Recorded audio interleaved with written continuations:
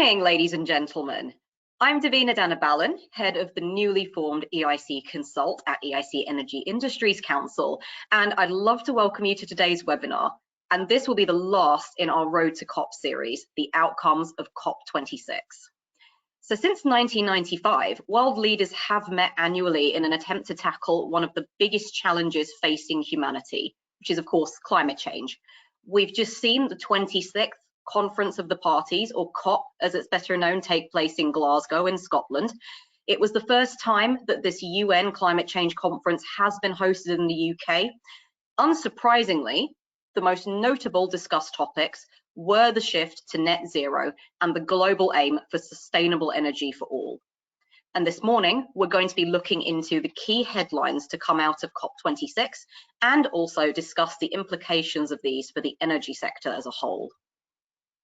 So before we get started, I'd like to go over a few housekeeping items with all of you so you know how to participate in today's event. We want to make this webinar as interactive as possible, so please feel free to direct any questions to our speakers through the question pane of the control panel that you see on your screen. If any attendees are having technical issues, please submit your questions to our staff using the Enter a Question for Staff panel. Due to the number of attendees on this webinar, we have automatically muted everyone. You can find a delegate list and speaker biographies in the handout pane. I would like to express our thanks to our co-host for this morning's webinar, Vysus Group, and I'm delighted to have the Vysus Group CEO, David Clark, with us for this morning's discussion. Thank you also to DNV, who have partnered with EIC on our Road to COP26 series this year. And I'm delighted to welcome Al-Karim Govindji, who is the Head of Public Affairs at DNV, to our speaking panel this morning as well. And finally, a big thank you to our global digital supporter on this webinar, Bertling.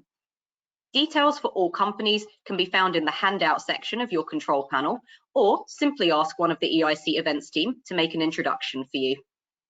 In addition to David and Al-Karim, I'm delighted to be joined by two of my colleagues today.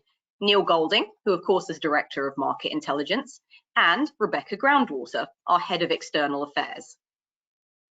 So without further ado, I would now like to introduce a man who I think needs no introduction quite a lot of the time since he is on so many webinars, Neil Golding, who of course is our Director for Market Intelligence at EIC, to talk about the impact of the COP26 announcements on and what they will have on the global project landscape. So for those of you who are regulars or even semi-regular attendees on our webinars, you might notice that Neil and I have, for all intents and purposes, switched roles this particular webinar. However, Neil, it's a pleasure, and the floor is all yours.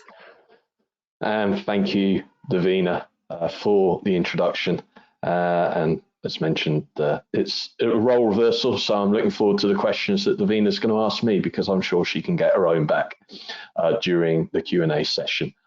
So I've noticed it was only 10 minutes that was given. I've prepared a presentation that's for 15-20 minutes, so I hope Nicola and the team that's okay. And I'm going to be discussing the COP26 outcomes and impact on the future project landscape as we see it. Next slide, please. So to do that, what am I going to take a look at? Well, firstly, I want to just take a look at what we've seen happen in the 2021 energy market before then doing a bit of a deeper dive around some of the energy sectors and the discussions that were had during COP26. And for the first time in my 14 years with the EIC, I'm actually going to talk about coal, which I'm actually quite looking forward to. Then before moving then to oil and gas, nuclear as well, renewables, and then finally the energy transition sectors, which for the purpose of this presentation are going to focus on hydrogen and carbon capture. And then I'll just summarize with what the outlook looks like in the near term. So first off, next slide, please. And what's happened in the 2021 energy market. And what these two graphs indicate here and show are the number of new announcements that have been made up to the beginning of COP. And what we can see is that there has been an amazing growth in announcements of the onshore renewables sectors in particular, and renewables as a whole. And that is, of course, driven by the solar, photovoltaic, and onshore wind. And then if you were to also include offshore wind amongst those projects as well, they represent 58% of all new project announcements made. Energy transition, which for the purpose of this particular graph also covers energy storage on top of hydrogen and carbon capture, as a percentage of quantity of projects announced in 2021, is pretty much the same as the conventional power and hydrocarbon sectors, which shows that throughout this year there has been a push in developing these clean tech projects. And notably, new capex developments, certainly in the upstream sector, have seen a significant drop-off, and that reflects the low level of new discoveries that have been made globally. But I'll be talking a little bit more in detail about some of this data in the next few slides. And as mentioned, coal. So next slide, please. I've not spoken much about coal, and coal obviously was high on the agenda. And unfortunately, there were some last-minute changes that were made to the Glasgow Climate Pact. And during the Energy Day, though, which occurred at the beginning of the event, the UK initially secured a 190-strong coalition of countries and organisations, which included the likes of Poland, Vietnam, Egypt, Chile and Morocco, announcing commitments to phase out coal power. However, under pressure through China and India, the language was changed to phase down. What we have seen now is countries such as Vietnam, which previously announced that they will conduct stronger measures to reduce greenhouse gas emissions with its own resources and international support, both in terms of finance and technology transfer. And Vietnam will embark on a roadmap to reduce coal-fired power generation and double the wind and solar targets to between 31 and 38 gigawatts by 2030. And that country is targeting carbon emission neutrality by 2050. Also seen on the Energy Day is that more than 30 countries and financial institutions signed a statement committing to halting all financing for fossil fuel development overseas and diverting the spending to green energy.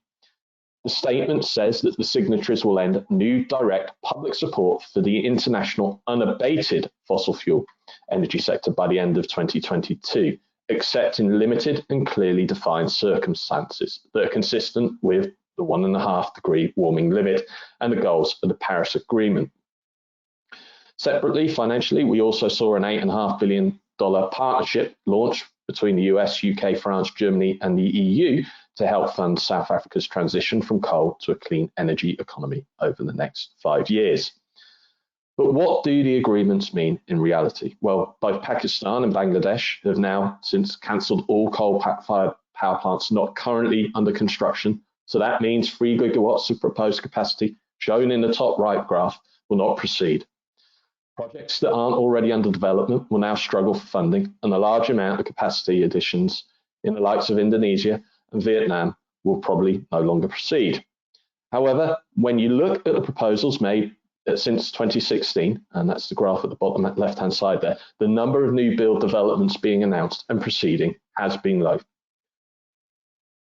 What we'll also see, though, is at least an additional 35 gigawatts of new coal-fired power capacity added in India.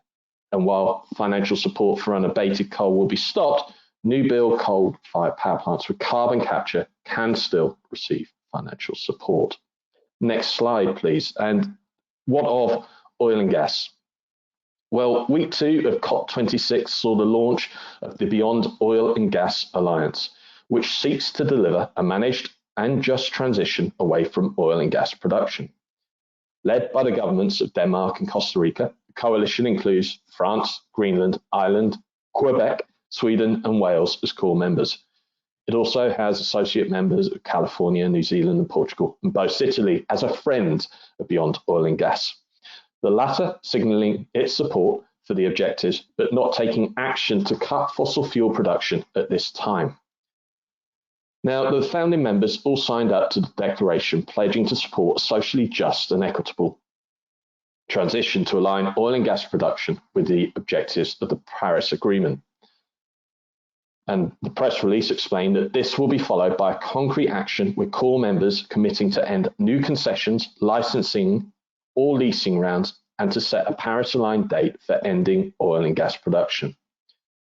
Now, the core members account for just 0.2% of global oil production, while associates and friends bring the number to 0.8%. And this is mirrored in the upstream capex through to 2026, the pie chart at the bottom, which shows that the Beyond Oil and Gas Alliance will represent just 0.77% of capex through to 2026, with some of the members having no plans currently under development. What's apparent, though, is major oil and gas producers, including Russia, Saudi Arabia, and the US, did not sign up to the alliance, and these markets all feature very heavily in terms of future upstream capex. And while highlighting their green investment, core OPEC members, including Saudi Arabia and the UAE, on the 10th of November, defended the embattled oil industry to the conference, saying environmental policies should be balanced with energy security and economic development. And it's worth noting that big oil has since COP26 come out with some significant expenditure announcements. And ADNOC alone announced that they will invest $122 billion of spend during the next 5 years. Much the same as coal as well, the financing for financial support isn't necessarily going to be there going forward. However, the European Investment Bank will make funding exemptions for highly innovative low carbon projects being developed by oil and gas companies. And the bank's vice president said this at the conference on November the 3rd. So there is an argument to be said that it's business almost as usual for the oil and gas sectors. Next slide, please. And for the first time at a COP, according to many in industry, nuclear had a seat at the table and had been mentioned as requiring a doubling of capacity by 2050 to put the globe on a pathway to net zero emissions. The bullish rhetoric has been accompanied by numerous announcements, such as the Nuclear Futures Package, under which the State Department of the US will partner with Poland, Kenya, Ukraine, Brazil, Indonesia, and other countries to support capacity building for expansion of nuclear power. The US committed $25 million in support towards expanding access to clean energy.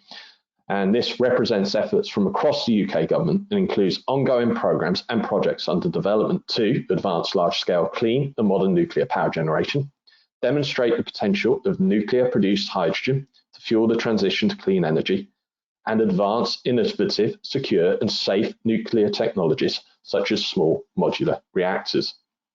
And the efforts will include capacity building, equipment, feasibility, and siting studies, demonstration projects, study tours, site visits, technical collaboration, and much more. Now, during the event, US company NuScale signed an agreement with Romania's Nuclear Electrica to help deploy the first small modular reactors in Europe. And in addition, on the 9th of November, the UK awarded Rolls-Royce £210 million to pursue design and regulatory approval of SMRs in the UK. Elsewhere, in Europe, a coalition of 12 countries are calling for nuclear to receive a green designation under the continent's forthcoming sustainable finance taxonomy, thereby enabling cheaper build costs and EU economic support. So the role of nuclear to expand and necessary to deliver 1.5 degree targets is clear to be seen. However, it's not without headwinds, but the support and delivery of SMRs could be an enabler for an increasing role for nuclear. And therefore, I see that there's reasons to be positive for nuclear developments in the future. Next slide, please. So I think the first thing here, and we're now going to talk about renewables, is that it's very clear, and actually we didn't need COP26 to tell us, is that investment in renewables is set to grow. A statement given at the event also noted renewables are the most important strategy to reaching net zero, and that what's required is a 5-fold increase in capacity right now. It was, of course, the part of the breakthrough agenda as well. And the goal under the headline of power was that clean power is the most affordable and reliable option for all countries to meet their power needs efficiently by 2030. And of course, it's great to see the ambition in renewables deployment with Race to Zero members, which are formed of multiple players, including financial institutions and individuals, committing to reaching over 750 gigawatts of installed renewable energy capacity by 2030. This will only grow as more energy companies join the Race to Zero emissions and decarbonisation ambitions continue to increase, reflecting the exponential progress that we've seen to date in the sector. And more countries also announced long-term net zero goals, and one of the most important of these was India's pledge to start a massive expansion of renewables in the next 10 years, so that it accounts for 50% of its total usage by 2030. However, it's also worth noting that India also signed up to net zero targets to be achieved by 2070, so 20 years later than many other countries. We also saw the announcement of several financial packages agreed. The Glasgow Financial Alliance for Net Zero announced on the 3rd of November that over 450 financial institutions across 45 countries have pledged over $130 trillion of private capital to transition the global economy to net zero by 2050. These pledges come from banks, investors, stock exchanges, and various financial firms. Also, the Global Energy Alliance for People and Planet launched on the 2nd of November a $10.5 billion dollar fund towards helping emerging economies adapt from fossil fuels to renewable energy. This alliance is formed of philanthropic organisations, governments, and development finance institutions, and aims to raise $100 billion in total to provide 1 billion people with renewable power, which will also help drive economic growth. There are also several other funds that were announced and were supported by the UAE and private institutions and finance infrastructure partners, such as Copenhagen Infrastructure Partners, which aims to deploy 100 billion euros into green energy investments by 2030, which is a 6-fold increase from its current portfolio. So what is very clear is that we are, not surprisingly, going to see a significant uptick, not just in financing for renewables, but in both developed and developing nations, but also in the increase in capacity of these industries as well. And final slide, and this one is on energy transition. And as mentioned initially, I'm going to be focusing more on hydrogen and carbon capture as part of this. And during COP, a group of 40 global leaders on the 2nd of November announced 2030 ambitions to make clean technology widely available across a range of sectors, notably in road transport, energy, steel, and hydrogen. The initiative is part of, again, the Glasgow Breakthroughs and aims to make clean hydrogen available at affordable levels globally.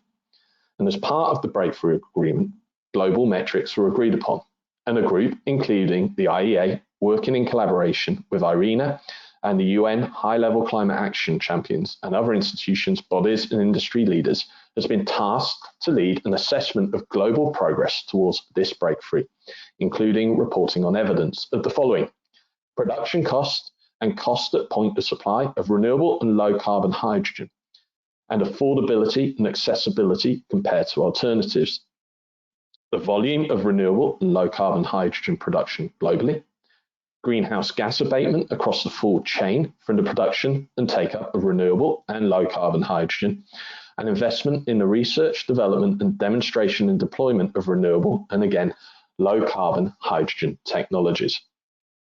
And what was seen here as demand for transport of hydrogen has a key role in going forward. We also saw industry talk about hydrogen as well, and Air Products called on policymakers at a conference to focus on boosting low carbon hydrogen demand in CO2 intensive industries, saying that the supply side of the market could easily be scaled up.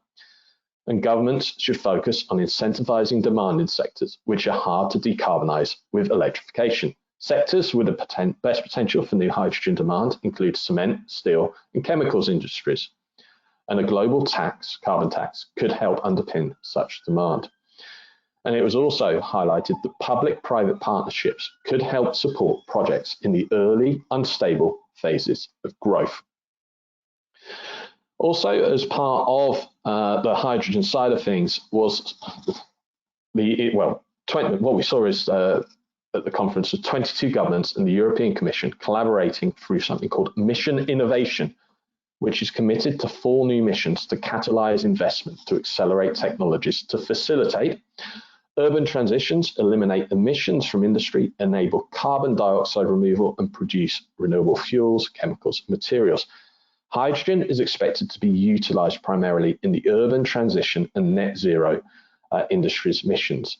And the urban transition mission is attempting to reduce the emissions within cities, and by 2030 is the hope that at least 50 large-scale integrated demo projects will be in place within urban environments, while the net zero industries mission will tackle the decarbonisation of heavy industries such as the steel, cement and chemicals, all of which have seen the implementation of hydrogen into these sectors.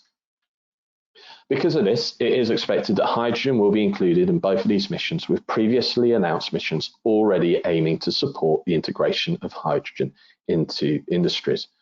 And countries that are supporting this include the EC, the European Commission, the US, India, Saudi Arabia, Canada, Australia, Austria, Chile, and the Netherlands. And what would be seen if I was to show the graph here is that all of those countries feature very highly in future investment in the hydrogen sectors. And also, as part of the new mission innovation missions, is the carbon dioxide removal mission. And the goal is to enable carbon dioxide removal technologies to achieve a net reduction of 100 million metric tons of CO2 per year globally by 2030. And the mission will catalyse a global CDR industry by advancing research and development for CDR technologies. And this particular mission is being led by the US, Saudi Arabia and Canada, and core member is Norway, and supported by Australia, the EC, Japan and India. So again, highlighting once more the main emitters, and in particular what was interesting about the countries that are leading this, they are some of the major oil producers in the world globally as well. Also on top of this, we did see a biorefineries mission announced again with the aim of decarbonising intensive industries. This mission was set up to realise the potential and make bio-based alternatives cost competitive. India and the Netherlands are leading development of these integrated biorefineries missions, and we're expecting more information will follow in 2022. So all in all, the outlook for hydrogen and carbon capture in particular is very positive, and we saw that China and US agreeing to collaborate not just to reduce methane emissions, but also to develop carbon capture, utilization, storage, and direct air capture technologies. And in terms of hydrogen, we have seen announcements since COP26, and a major new green hydrogen venture has been assigned, an agreement has been signed between ADNOC and TAQA in a partnership with Mitsui GS Energy, whereby we'll see ADNOC develop a world-scale low-carbon blue ammonia facility. So, as I mentioned, we have seen, and the graphs point to this, significant growth already in the announcements made for hydrogen and carbon capture, but these industries will continue to see growth going forward. And then, last slide, please, just summary remarks. So COP was obviously in some ways for energy industry, we're going to see more commitment and investment being made, certainly in the clean tech sectors. But in the near term, what will this mean for investments? And what is clear, and despite all of the numbers announced regarding financial support on offer, the near-term investment will continue to be in the mature hydrocarbon and power sectors. Renewables will still see some significant investment, and based on current project announcements, will represent 33% of overall investment in energy projects due to be commissioned by 2026. However, energy transition at the moment is tiny in value, 4%, and signifies the beginning of the journey for these sectors. This 4%, though, will still see investment in the region of $267 billion across the energy transition sectors, which is inclusive of hydrogen and carbon capture. And as I previously mentioned, this figure is set to grow. So I think that is it from myself, and just like to thank you all for your time, and I will hand back to Davina.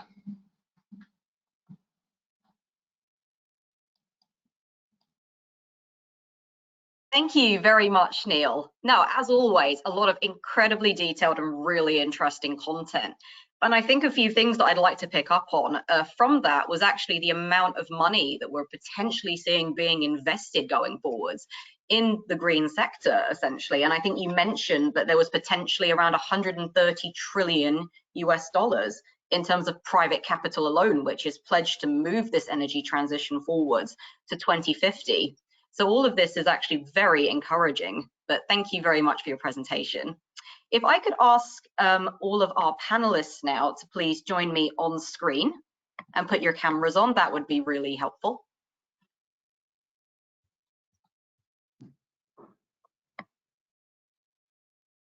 Thanks, everybody. Bye. If I could just invite all of you to go around and I guess have a few minutes to introduce yourselves, that would be fantastic, I think, for the audience. So we could start with Al-Karim. Yes, good morning, everyone. My name is Al-Karim Govinji. I'm Head of Public Affairs at DNV. DNV, for those who don't know, is an independent expert in assurance risk management. It's a purpose-driven organization to safeguard life, property, and the environment. We're around 12,000 experts globally in about 100 countries, working in energy, in maritime, and digital. And in energy, we work with renewables developers, oil and gas companies, utilities, industrials, and financial institutions on project advisory, due diligence, and certification. In my role as Head of Public Affairs, I really focus on strengthening our relationship with our customers, with governments, with trade associations on policy-related matters to really identify the opportunities that come from those policies on technologies such as hydrogen, CCS, offshore wind, etc. And to provide decision makers with the evidence base on how they can get to 1.5. Thank you very much, Al-Karim. I'd like to invite David to introduce yourself. Good morning, everyone, and thank you for joining us today. My name is David Clark. I'm the CEO at Vysus Group. We are a technical and regulatory advisory business. We've got about 700 plus people operating in 25 plus countries, from Calgary to Houston to Beijing to Melbourne and many points in between. We were created just over a year ago through the carve out from Lloyd's Register Energy Division. So we carry a lot of history and legacy supporting our customers across the energy, complex infrastructure and power sectors. Our key capability is that combination of technical and regulatory expertise. So we help customers both with the assessment, the integration, the deployment of new technologies into complex energy and infrastructure projects, and then help with the optimization and operation of those assets through their life cycle. So really interested to join the call today and get involved in the debate. As a business, we operate across the energy sector. That does include upstream oil and gas, the renewables, be it offshore, onshore wind, solar, storage, as well as in the nuclear and the power and grid infrastructure sectors. Thank you. Thank you so much, David. And last but not least, Becca. Morning, thank you. I'm Head of External Affairs for the EIC, and this is a relatively new role for the EIC, just building on what went before, and we're now making sure that we are working with all governments to represent the entirety of the supply chain and have our voice heard more in the policy decision-making piece. So looking at consultations and feeding into roundtables and ongoing discussions with our members globally as well. I'll not repeat what else the EIC does because you've heard that from my colleagues. Thank you. Thank you so much, Becca. So actually, before we formally kick things off on the panel, I would like to actually ask 3 poll questions of yourselves in the audience. Just so I guess myself and our panelists can get a sense of the temperature of the industry at the moment, and of course to make this session more interactive. So essentially, our first question, and if that could be brought up, would be, what is your overall reaction to COP26? So I'm going to give you all about 5 seconds. So if you could all please vote now.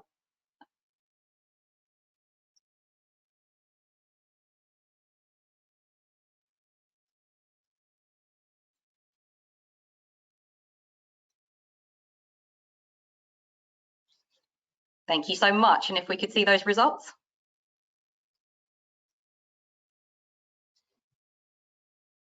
Oh, that is interesting. I am surprised a little bit by how much it's split between positive and indifferent. I think that could make a very good talking point for the first part of this panel.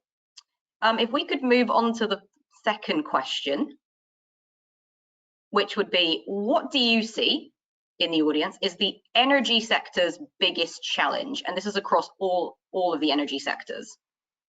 So again, another 5 seconds, and if you could please vote now.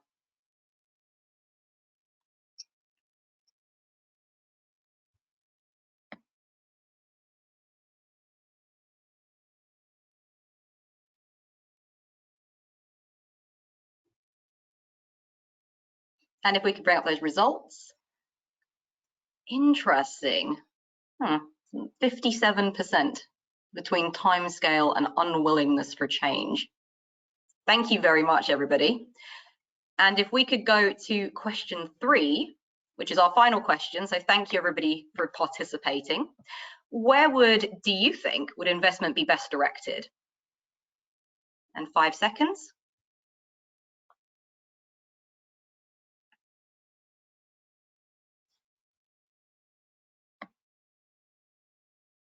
That does reflect what you were saying, actually, Neil. So that makes perfect sense at the moment. Thank you very much, everybody. You've been incredibly helpful in driving forward several of these questions that the panel are now going to be debating between themselves. So I guess to kick things off from my end, I'm going to ask a question, which is, so we've seen the data from the audience polls, and the one which I find the most interesting, actually, is the first question, which was on how they considered the outcomes of COP26. And I'd actually like to understand why you believe the audience has responded in the way they have, in that there's almost this split between indifference and positivity. And also, do you necessarily agree with the audience in their mixed reaction to the outcomes from COP? If we could start with David, what are your reflections on this? Thanks, Davina. Well, look, I think initial reactions are, actually, I'm surprised somewhat that it was as much positive a sentiment coming out of it. I think one of the challenges, in part because of the delays in the actual event itself, there had been such a build-up ahead of the conference on expectations. I think it was always going to be significantly challenged for the outcome to actually meet up with that pre-cooked expectation and commentary that was being played in over many months. I think obviously all of the governments and all of the key players have been significantly challenged with COVID and dealing with the economic impact that has had in the last 2 years or 18 months to 2 years. And we're certainly seeing a very different industrial and indeed a very different energy landscape coming out of the COVID restrictions and as the world gets back up to full speed. So we, as Neil's highlighted, there were some really important strategic announcements and decisions made by the participants, both at a government and private sector level. However, there were a few misses as well. And as we are seeing more and more the need for pace and for us to get after actually the climate action, it needs to build up really quickly. My own view is that I'm always a little bit of a pessimistic optimist. I think we did get some really good momentum. The key now is for us across both private and public sectors to really start to build on that momentum and start turning some of the debate and discussion into clear action. Thank you so much, David. I think a The pessimistic optimist is a realist, is it not? Al-Karim, over to you. What do you make of the audience's reaction? And do you agree with David's sentiments around COP? Yeah, look, I think it was a mixed bag. I think we had lots of positives, and we had some things which perhaps didn't move as aggressively as we would have perhaps liked. But look, before COP, in the G7, G20 meetings, we already had a sense that some things weren't going to be moving in the right direction. And I think we should really not see COP as the kind of silver bullet. It's really an iterative process. And it's not as if that's the only place that decisions and movement can happen. And of course, negotiations, discussions continue, both at a country level, but also across countries through the UN and other bodies. But look, I think the 1.5 degrees agreement, that's a landmark and a shift from Paris. I think that's really positive. Yes, we didn't perhaps move on the coal side to get the phase out, but look, many countries did commit to phasing out themselves. So I think that's positive. Phasing out fossil subsidies for international projects, I think there's positivity there. And the agreement for people to recommit to new NDCs at the end of next year to signpost their 2030 targets, I think that's positive. And I think on the 100 billion funding, which we'll perhaps talk about in more detail, but yes, we didn't meet that goal. So I think it was a mixed set of results, and I think the audience perhaps reflects that kind of mixed bag. No, that makes perfect sense to me. Thank you, Al-Karim. Becca, any reflections from yourself around COP? I think I would agree. Having that many nations in one place trying to deliver a huge amount of change, it was never going to deliver for everybody. I think in terms of what it did deliver, it hit the key targets. You know, David, you used the word strategic there, and I think that's right.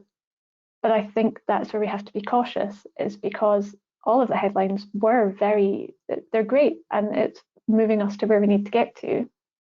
And yes, there's a huge amount of detail that's currently being read through and being moved on. But I think this is where the indifference piece comes in, is, yeah, but what does it mean? So we've got it, but we're not yet sure of how we're going to be held accountable for it. So we know that we're going to come back for COP27, and that we are going to be asked how we have met these targets and what we have done in the interim to move us forward. But who's holding us accountable. And you look at that with the finance packages that was put in place previously that hasn't been delivered on, and we know that because of COVID that there isn't necessarily the funding there. So how do we work around that, and how do we make that an actual deliverable? And you look at the statements that were made by kind of the Western world, but how do they transfer? And how do we learn from the mistakes of the past, where if you want to term them, the big hitters impose everything on everybody? And where's that give and take in the discussion? So I think if you're looking at it in terms of the climate and the statements that were made, and actually bringing that amount of countries into one place to agree on a set of statements and where we want to get to, yes, absolutely positive. How do we deliver? How do we make sure we continue to pull together when there is an overwhelming sense of countries retreating into the kind of me first, then others sense because of everything going on? How do you overcome that to share technologies, to share your knowledge and expertise, and make sure that we take everybody with us? I think that leads to the indifference of, well, what's going to change? Where's the reality? And I think from that, I'm clearly the cynic in the room. No, thank you so much, Becca, for that. And I guess, like, Neil, if I could be a little more directed towards you. Becca and Al-Karim and David have all made these sort of clarity points, in a way, where even though the high level messaging was there, and clearly the ambition is there from multiple nations, and that is admirable in its own way, we're really not seeing that much around the detail. Do you anticipate that the timelines for this in terms of net zero targets might be stretched in future from what we're seeing in terms of the data? But also, do you see that there was already ongoing collaboration before COP? Okay, thank you, Davina. And then, like I said, you may be able to get your own back today, and I think you have for that question. So really appreciated there. And it's a good question. And so let's start with the latter part of the question. Were we already seeing action? Yes, absolutely. Prior to COP, and just through the number of announcements that have been made recently in the clean tech side of things. In particular, you just have to look at the graphs that were shown there in terms of the new hydrogen announcements, in particular around green hydrogen, to show that there was huge growth. But when you look into the detail of that, what it highlights is that those green hydrogen projects are in the developed markets. So what of the developing countries that also will have a key role to decarbonize going forward? And it comes back to reducing costs and making sure that going forward that everyone is able to afford, and we're able to develop clean hydrogen cheaply. Now, as for the target side of things, yeah, you're right. The devil's in the detail, and I think I mentioned there, India net zero by 2070. We saw Saudi make announcements beyond 2050, Russia make announcements beyond 2050 as well. Now, it's great that these countries are making the announcements that they got net zero targets, but look at who the biggest emitters are and what they've got in play, which is primarily hydrocarbons, coal-fired power plants. I'm not sure that. Am I optimistic that 2050 can be hit? No, I'm a slight pessimist, actually. Similar to Becca in this respect. But again, it's a step in the right direction, I think, going forward. And dare I say it, I don't like to champion this particular government, but they actually did a pretty good job of showing some form of leadership through COP as well. I would actually second you on that one, Neil. I do agree. The UK was actually at the forefront of several pledges in terms of driving those forward. I guess to pick up on a point which was made by several of you guys on the panel, there is almost this split between, I guess, the haves and the have-nots, so the developed countries and the developing countries. And Neil, you mentioned in your slide that about $100 billion is supposed to be mobilized per year of international climate finance from 2020 until 2025 by developing countries rather, for developed countries. This pledge, as I'm sure you're all aware, used to have the tag by 2020, and it was missed every single year, including this one. I guess I would like to get some reflections around how feasible do you believe this goal is now that all of these commitments have been made by both, but I guess even especially by private financing, and how do you believe it will be achieved this time round? If we could start with Al-Karim on this one. Yeah, I mean, I think the first thing I'd say is 100 billion itself is insufficient. Developing countries are the most impacted by climate change and the ones that can least afford it. 100 billion really is a drop in the ocean. And as I think Mia Mottley mentioned, PM of Barbados, in her very eloquent speech at the start of COP, that compared to what nations have been putting on the economic recovery for the pandemic, which I think is estimated around 14 trillion, 100 billion seems like a real drop in the ocean. So I think that's the first point to be made, is the insufficiency of this number. So I think it's a little bit of a moot point whether we get to the 100 billion or not, in my view. But I think more countries will pledge coming up to Egypt in COP27. There will be more activity. So I'm sure we'll get there. But I think it's worth sort of thinking about, how much we do need to spend on the transition. If you look at the kind of percentage of GDP that's spent on energy, it's currently around 3%, 3.2% or so is spent. This is globally. And in DNV's assessment of a 1.5 degree world, you need to spend around 2.3%.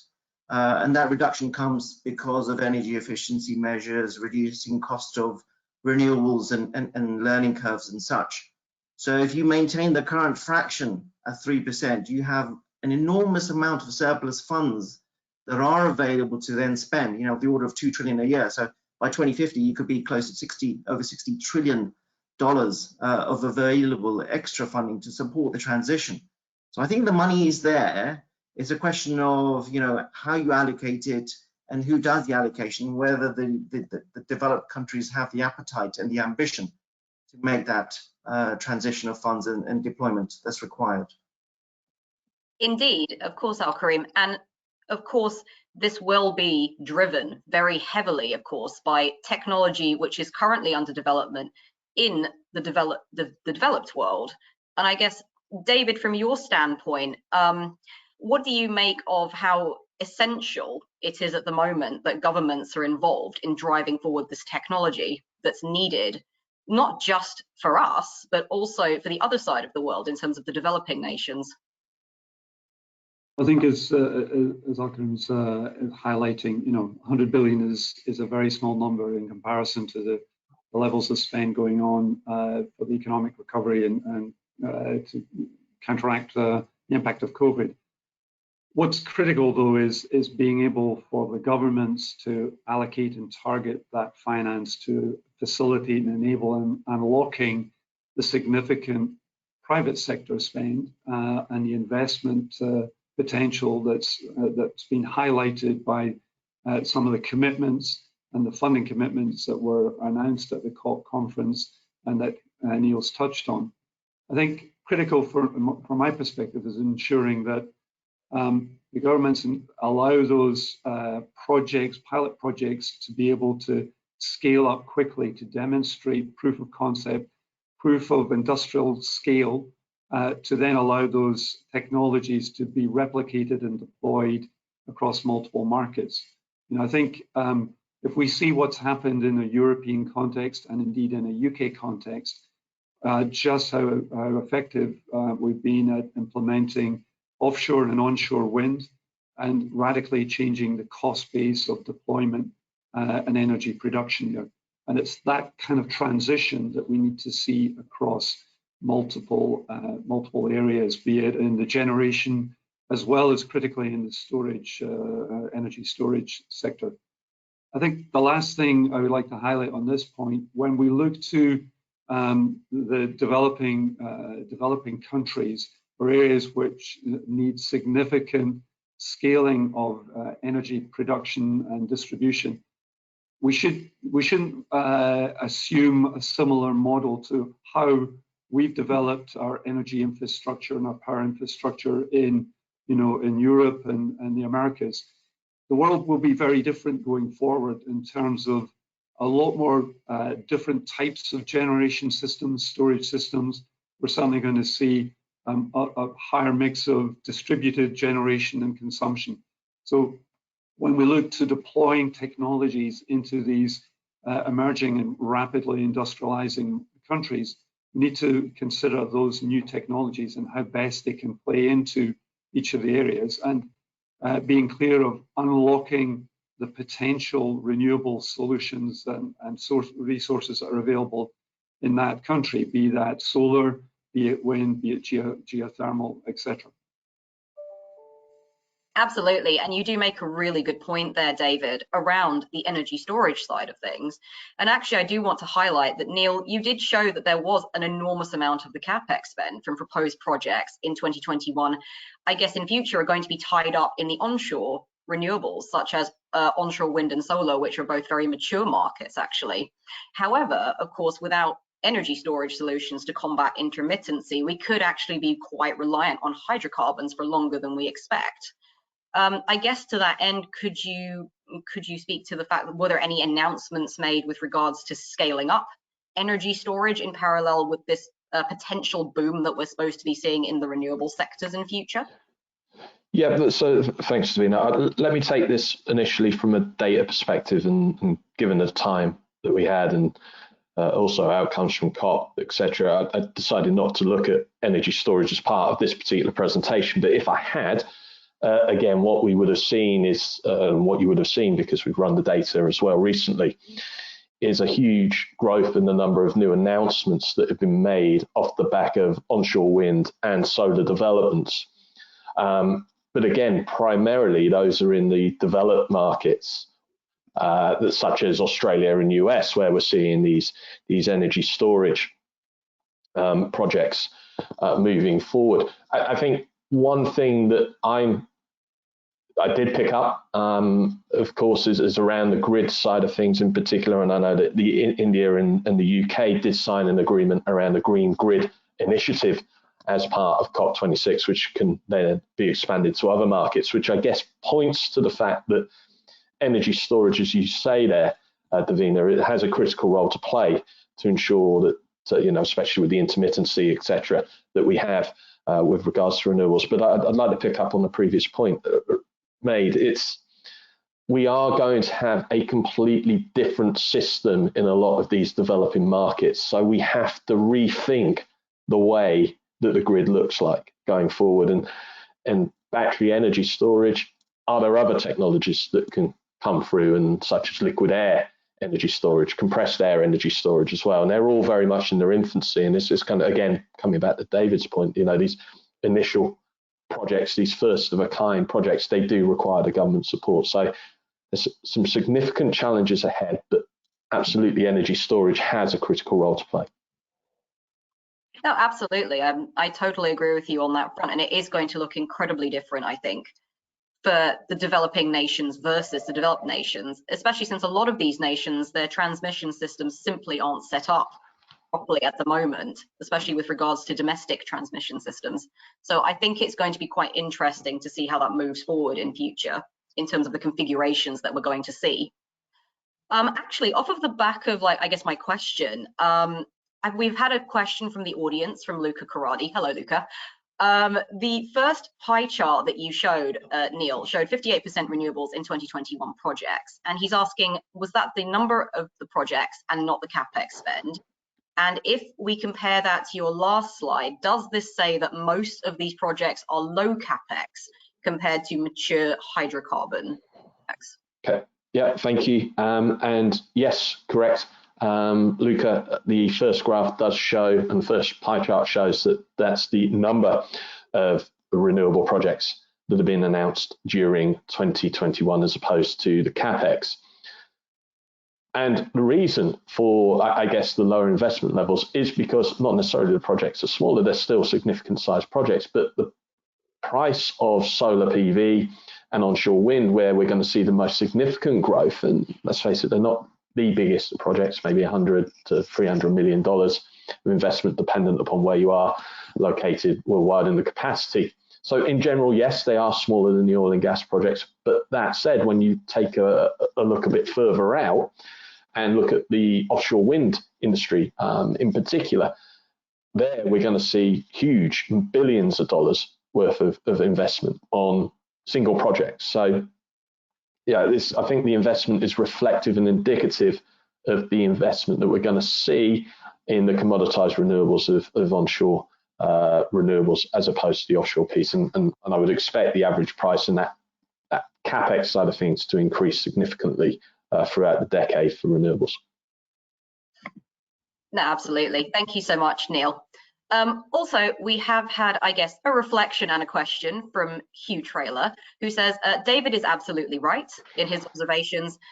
Just as mobile networks have leapfrogged landlines in many developing countries, we should be looking to a different type of energy system to that which has been developed over the last century. And he has asked the panelists, and maybe with respect to David, what do you see as the key aspects of these new energy systems going forward in future?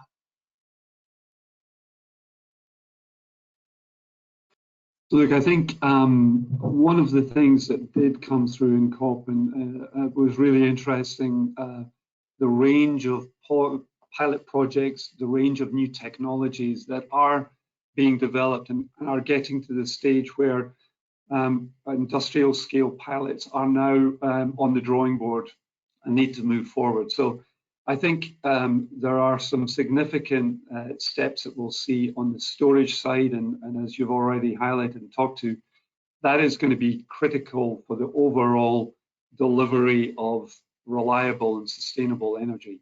So getting solutions in place fit for both the short cycle peak demand requirements as well as baseload capability to cover periods where we've got renewable sources that are not delivering, whether that's solar or indeed wind. And let's, we've seen over the last couple of months here in Europe just the impact of reduced wind resources. So I think the interesting technologies there are coming through. The other key areas are going to be in the grid infrastructure and the ability to have smart grid systems that are able to actively manage and maintain reliable resources between the new storage, the new generation systems, and the major demand users, be that in the industrial side or domestic users. And a few things we're going to see coming over the next little while. Clearly, electrification is going to be quite a significant element of how we change our energy usage and distribution. If we look even from a UK context at our need and plans to electrify transportation, that alone, coupled with domestic heating, means that we're going to have to probably double, then double again, our overall grid infrastructure and generation capacity to be able to meet that demand. That's a major challenge for us just in terms of large-scale project delivery and planning and resource management. But critically, in many countries, and I would say the UK is probably one of the more difficult, is the ability for planning permission and for the public to accept the need for change. So one of the key areas, again, that government will need to play is to help facilitating and bringing the debate, the discussion forward into the public arena that will allow people to understand, for us to reach the targets, for us to hit the decarbonization targets or the energy transition targets, we're going to have to build stuff. And that means changing the landscape. It means changing what's sitting outside our front door, outside our backyard, and meaning that we will all have to accept that there is major change coming for us to achieve those results. I guess the last point in terms of technology, hydrogen is obviously a key element that's been discussed, and with some really exciting transformational projects now on the drawing board. There's still major challenges in the hydrogen world in exactly how we can efficiently generate, store, transport, and ultimately consume hydrogen in its various forms. And we've got to accelerate that work and that thinking to get these pilots and these projects moving. Oh, I absolutely agree with you, David. And actually, there are 2 points I'd love to pick up on there and expand actually with Becca and Al-Karim on these ones. So Becca, David mentioned how critical it was that it is not just the government that is driving these projects, but also the need for public approval. And for several sectors, in particular, I mean, every single sector I can think of in terms of energy has had its challenges with regards to public buy-in at every stage. And it's not just oil and gas, it's nuclear, it's onshore wind, it's offshore wind. Like, there have always been issues essentially with public buy-in and approval to these schemes. Could you speak a little bit around how the importance of this and how we can better position ourselves, I guess, as a larger energy sector going forwards in terms of that joined up thinking towards, I guess, the public perception of how we do business almost? I feel I should caveat this with these are my views, not necessarily those of the EIC. It's an incredibly difficult one. I spent 10 years working for politicians. I have worked on numerous campaigns and referendums here and elsewhere. And there's this mismatch between what the government wants and needs to do, what industry wants and needs to do, and the public perception. And we have seen that over the last recent years. Every discussion has become polarized in terms of that there is no real middle ground now. And we saw the government shift very quickly in terms of this net zero agenda. What is net zero? We're working to net zero, and the messaging shifted. And that got the public buy-in. Yes, we need to get to net zero. We need to be climate aware and climate friendly. But I was involved in lots of discussions. People don't know what that means. They know we need it, but it hasn't been explained to them what that means. So if you're looking at, and you mentioned nuclear, and yes, that has, it has a negative association to it for some people. And I was heavily involved in last week around the nuclear industry. And the questions around, well, should we be financing it? Because when it goes wrong, it goes very wrong. How do we finance it without it being at the public expense? I'm not sure you can finance nuclear without it being front-loaded to the model that the government are looking at. So how do you take people with you? And coming from a back foot, that's a very difficult place to be, in terms of then you're continually having to fight against a message. So this goes back to my politics days. We all have a story to tell, and we all look at what, and this is what I get excited by, look at what the energy sector is doing, look at the work that's going on and the huge strides forward that we have made across, you've all talked today about the new technologies and what's needed and what's coming, and that's exciting.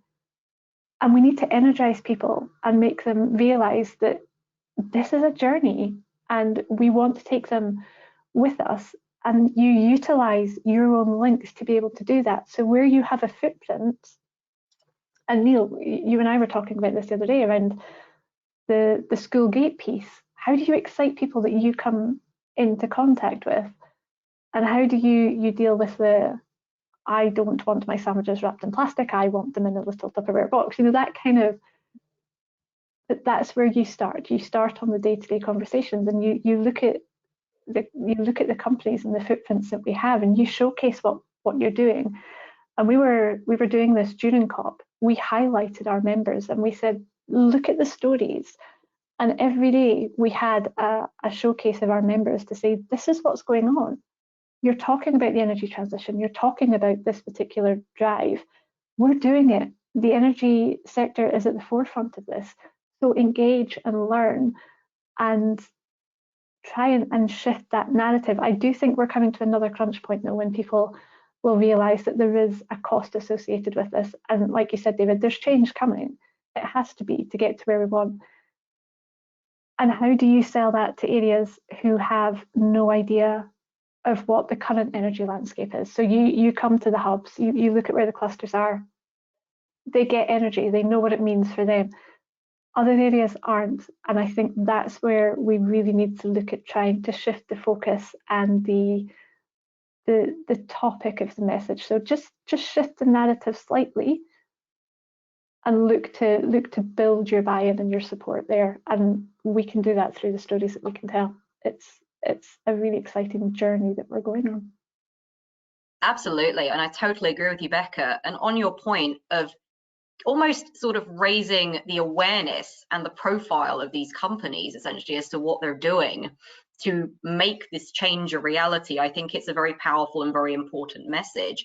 And considering the fact that we have, well, two very distinguished individuals here from these companies, from two diversified companies, Al-Karim, I guess from a DNV perspective, do you agree with the sentiments that Becca is putting forward? And how is DNV, I guess, working from a supply chain perspective to, I guess, sort of help facilitate public buy-in into not just your own brand, but also these projects which are now up and coming in future?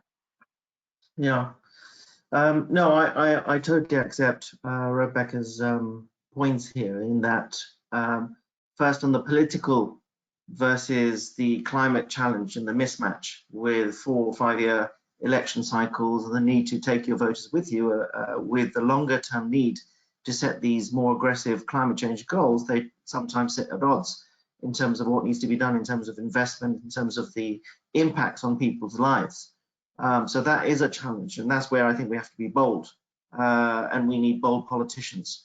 I think on public opinion, there's already, we've seen, I mean, I've never in the last, 15 odd years I've worked in this sector, what you saw this year was a level of understanding, interest in COP that you've never seen before. You saw news articles where climate change was consistently first on the agenda.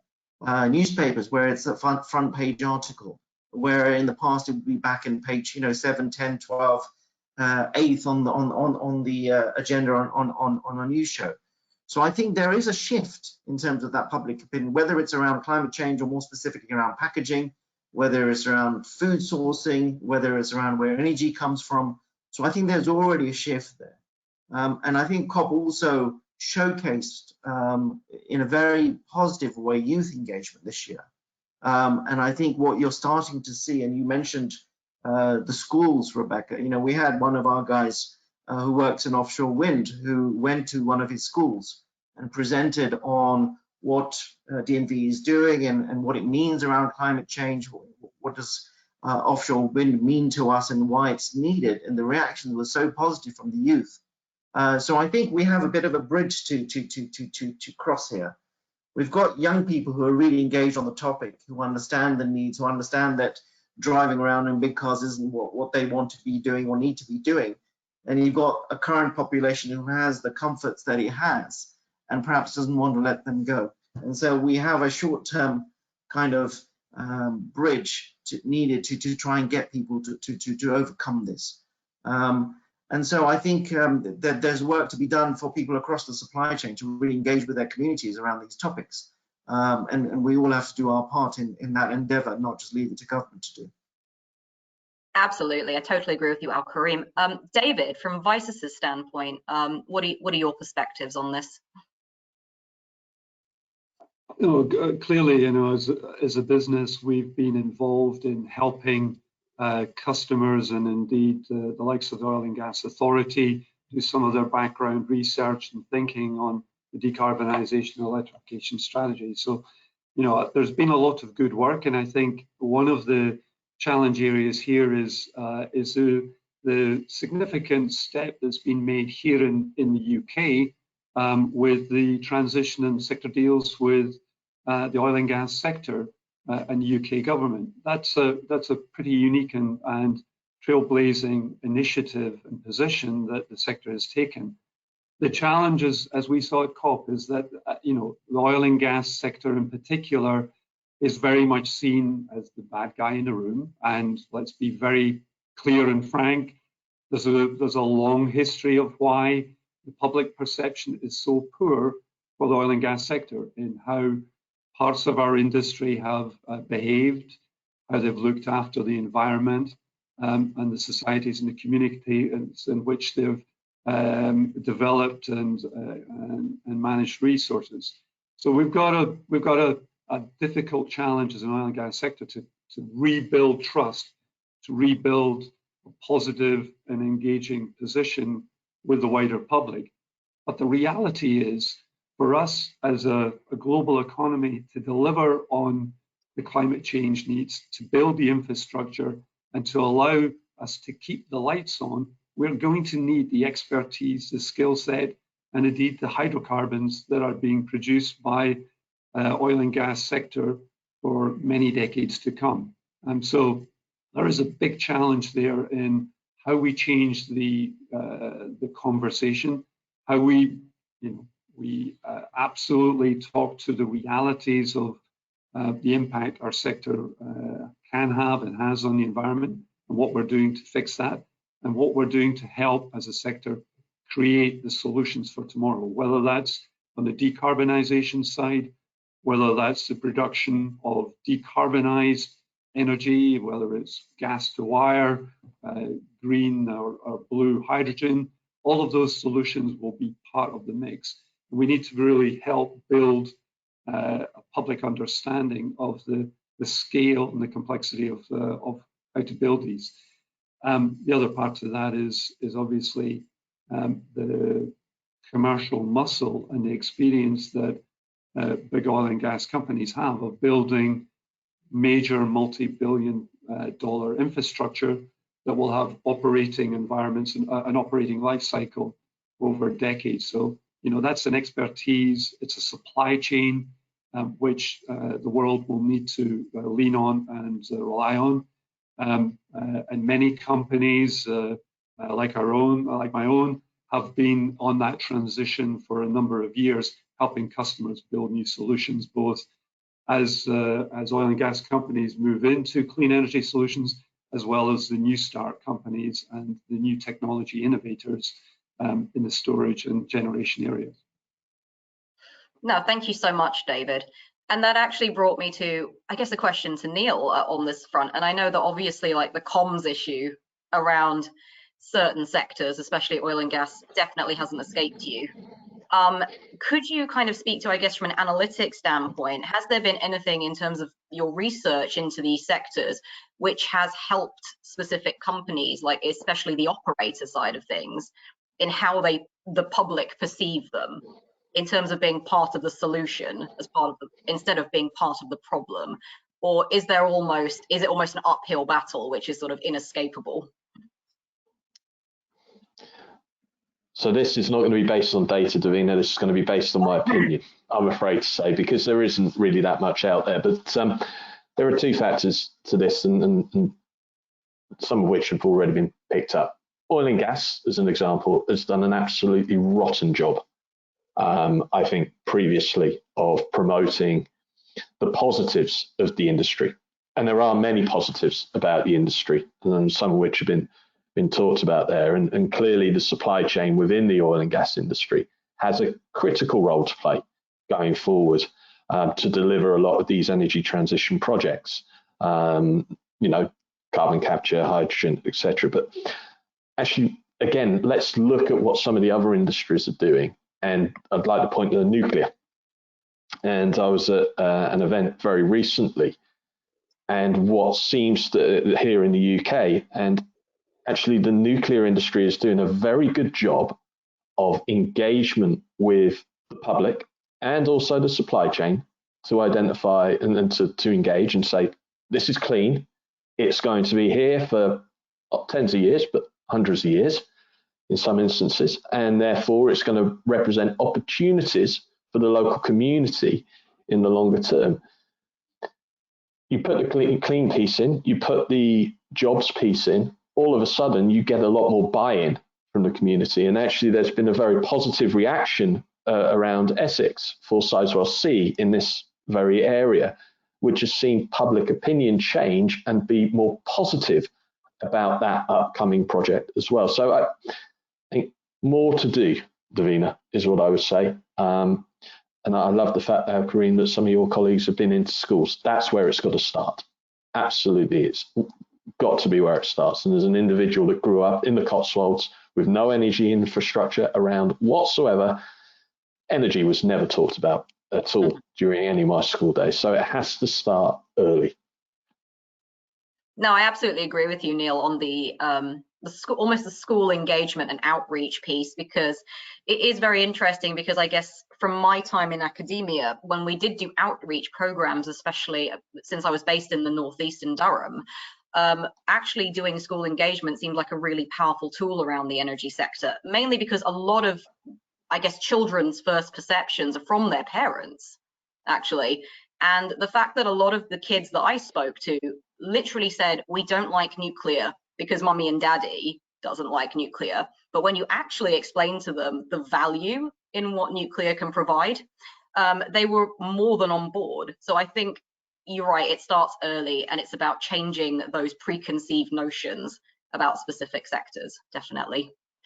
Although on the nuclear point, Neil, we have had a question in from Ray McGlynn, and hello, Ray.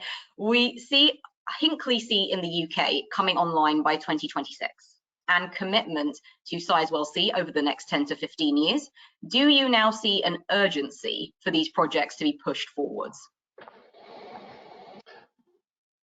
Perhaps not the amount of urgency that I want to see, but there's absolutely a requirement for nuclear right now. When you look at what's going to be decommissioned in the UK specifically, and that's our base load. Are we replacing that? No, rather concerningly at the moment. Certainly not with other nuclear. So there's a requirement right now to speed up the process for Sizewell. But what's positive, I think, around nuclear is that Wilfer, again, seems to be back on the agenda up in the northwest of Wales there.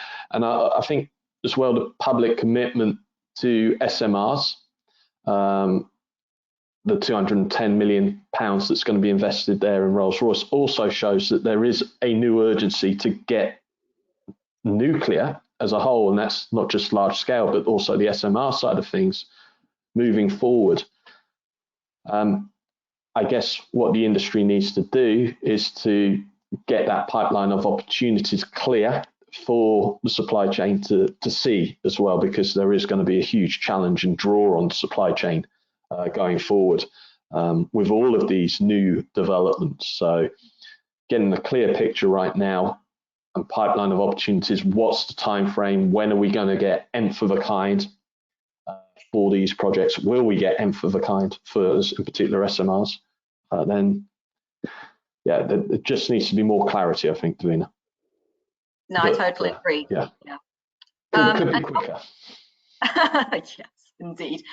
Al-Karim, DNV, of course, has been heavily involved in nuclear in the past, and I guess I would love to hear your opinion around what needs to be done either within the UK or even in wider Europe, since those conversations are currently ongoing. How can this be facilitated, as Neil mentioned, to be quicker, essentially, for nuclear new build construction and or basically the commercialization of these new technologies like SMR and AMR? Yeah, I mean, actually, DNV doesn't do much in nuclear. It's not a strong area for us, an area we've generally tended to avoid. But I think what I'd say for the UK is there is government funding which is being channeled towards this area, and I think that's important in terms of the Future Nuclear Enabling Fund. I think about 120 million. There's also the Advanced Nuclear Enabling Fund, which is another 200 million. So I think those are positive signals that there is going to be funding to try and test out different types of technologies going forward. The other thing, I think, on the back of the Rolls-Royce funding that was announced and Neil mentioned, which I think, you know, with SMRs, we're still looking at hundreds of millions of megawatts. So there is still potential to look at even smaller modular equipment, you know, in the 20 or 30 megawatt range. So I think if we can start to look at that kind of more smaller range and distributed type of nuclear, if we can call it that, I think there's potential for the UK to reach its targets. And it is important, I think, as part of the mix, you know, globally, but also in the UK, nuclear is going to be a player and it's going to have a role. And so we need to make sure that we activate some of those types of technologies in the UK as well, whilst keeping the safety in mind, of course. Thank you, Al-Karim. And David, I guess similar question to you, because forgive me if I'm wrong, you guys have definitely been involved in nuclear, correct? We have a nuclear business that goes back a significant number of years, and we provide typically risk assessment and risk analysis on nuclear facilities, both for developers as well as the host governments in many jurisdictions around the world outside of the US. And indeed, that business over the last year or two has been involved in a growing number of early stage pilot development and risk assessments on SMR technologies, both onshore and indeed as well as floating SMR platforms. And we see those as being something that, coupled with the announcement from Rolls-Royce, UK government, and indeed other governments, a solution to help accelerate the build out and the capacity build in a nuclear solution to counter what has always been a slow and very costly build out on these large scale Hinkley or Sizewell C type projects. So I think, the SMR technology or SMR type solutions will certainly be part of the landscape going forward. And indeed, there are some really interesting new technologies in the nuclear world, terraforming having one, where the design is much more inherently safe. The feedstock material and indeed the waste material coming out of these facilities is very different. So it's the development, the industrialization, and then the scaling up of those types of solutions, I think, that are going to be key for us to replace the aging the aging fleet of existing nuclear facilities that are getting to end of life, as well as to giving us an overall baseload capacity to support the energy demands across multiple countries. No, thank you so much, David, for your perspectives on that. And I guess we have had a secondary question, and this is from Hugh Traylor again. To what extent should the energy transition journey being undertaken by the oil and gas majors be emphasized? Becca, I was wondering if you could speak a little bit around this. Should this almost be signposted? Should it be shouted to the rooftops exactly what they're doing in terms of their energy transition goals and how they're intending to get there?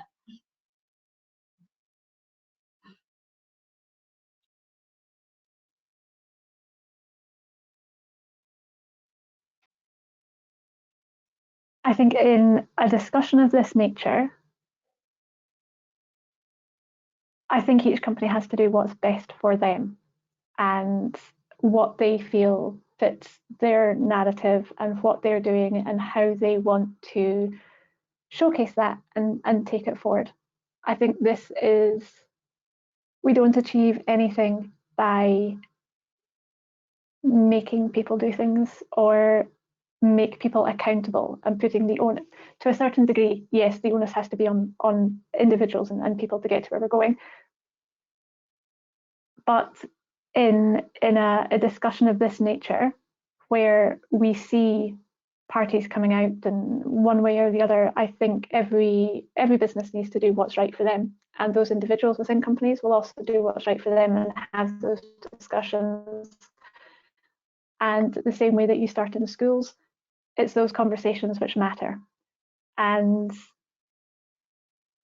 I think that when the energy sector works together across all the energy streams to show what we're doing and how we're getting there, that is a much more powerful message as well than having or expecting some companies which are taking the brunt of it to come out, and because they would also have to come out fighting, and that's a difficult position to be, and not one that necessarily.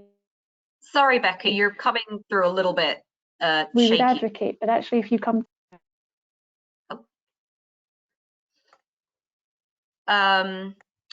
I think we appear to have lost Becca. Apologies, everybody, if we appear to have lost Becca. I guess similar question to you, David. Do you have a perspective on this? Should this be something which not just the operators, but companies that are heavily involved in oil and gas should be showcasing?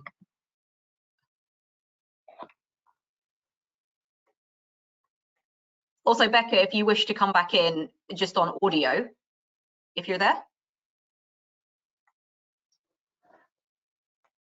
Yep, I'm not sure if you can hear me. Yep, we can hear you loud and clear. Hello. Well, apologies for that. Dodgy internet, the weather's turning up here. So I'm not sure how much you heard from me. So I think essentially the collective voice is much stronger than an individual company going up against it at the moment. Okay, now thank you so much. So I guess to round it off, final perspectives from everyone in terms of their reflections, I guess, on the overall journey that we have to go forwards from. So as we know, we've got COP27 coming up, and that's in Egypt. We've got COP28 that's also coming up, and that is in the UAE. I guess what I would love to hear from all of you is what your ideal outcomes going forwards would be in terms of how we roadmap this journey, essentially. How do we move things forward? How do we pick up the pace in terms of specifics?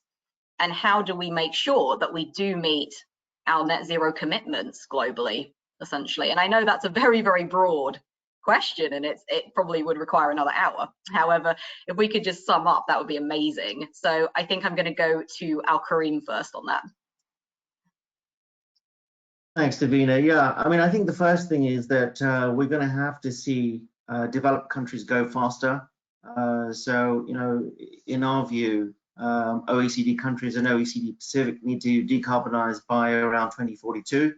And then you have the remaining countries then decarbonize, you know, just after 2050. So I think we're not going to see every single country decarbonize by 2050. The announcements make that clear, but I think in terms of reality where action is being taken, that needs to be seen. For that to happen, it was a point made earlier, many of the technologies that need to be developed, and look, in our view, we're kind of technology optimistic, policy pessimistic. So we think most of the technologies that are needed are broadly available. We don't need necessarily lots of breakthrough technologies. What we do need is some of the technologies that we see a need for the cost of those to come down. So instead of hydrogen CCS being cost effective in the 2040s, we need that to happen much, much quicker. So funding from both the government sector, but they need to also signpost the demand for this. And so demand signal from government in terms of the right policies and the direction that nations are going, send a signal to the market to say, yeah, we're willing to invest in this now because you've set up this roadmap. So I think those technologies need to come down in cost, and most of that is going to happen in the developed countries. And so slowly what we'll start to see is that the emerging economies start to deploy the technologies developed and funded in terms of cost reduction from the developed countries. The emerging economies then deploying those over the course of time. So that's really important. We talked about the channeling of funds in general from developed countries to the emerging markets. I think that needs to happen, and needs to happen much more aggressively. And I think there is going to be variations, and I don't think we can expect everything to happen. Even in the EU, as part of the Fit for 55 package, it's clear that a lot of those eastern countries who are reliant on coal, for example, for their power, whether it's Poland, Czechoslovakia, Belarus, all of these countries, you know, cannot make the transition straight away. So there's a transition fund that's specifically designed to help funnel money to help them make that transition. So again, this is about governments and regions being aware of that variation and making that change. So those are some of the things I'd say need to happen. Right, thank you so much, Al-Karim. Very thought-provoking points there. David, very quickly, your perspectives. So a few things. I think getting back to one of the earlier points, you know, just in the way that ocean plastic pollution is now becoming very much visible and in the public perception, we are already seeing the impact of climate change across a number of areas of the world in a growing extent. So the previous conversations about stuff happening in decades' time is now becoming real. And I think that reality is sinking in to the governments as well as the wider public, in the realization that action is needed. You know, out of COP, we saw some really encouraging commitments, some really significant steps that governments and the private sector wish to make over the coming years. I think for me, one of the key actions for us now is to really start to deliver on very early milestones to reach those goals. You know, for many years, we've talked about this and we've pushed the can down the road talking about action in decades' time or 20 years' time or 30 years' time. We now have objectives set at 2030, 2035, 2040. That's a blink of an eye away, and we have to therefore get moving. So I think industries, governments, and the private sector need to be held to deliver against early stage milestones to deliver on that longer term vision. I think the last thing I think coming out of COP, which is important, is that this is not just a conversation, it's not just a challenge on the energy sector and how we generate, we transport, we store, and we use energy, but actually it has a much broader impact on all aspects of life. You know, how we heat our homes, how we manufacture things, be it cement, steel, plastic, etc. How we feed ourselves, how we grow food. We're going to see significant transformation across all of those industries and a growing complexity. So we need to, as an industry, play our part in helping both in the energy sector, but the implications that have on the wider industrial landscape. And from a UK context and a UK PLC context, I think we can be better positioned in terms of our expertise, our capability, the landscape that we have in terms of our renewables footprint, our industrial footprint, and the marketplaces that we play into to really pilot, champion, and develop a lot of these new technologies, new commercial models, new process models, to then export that expertise and capability to a global market. Right, so, thank you. Lots to do, but lots of encouraging signs. Thank you so much, David. Becca, really quickly from you.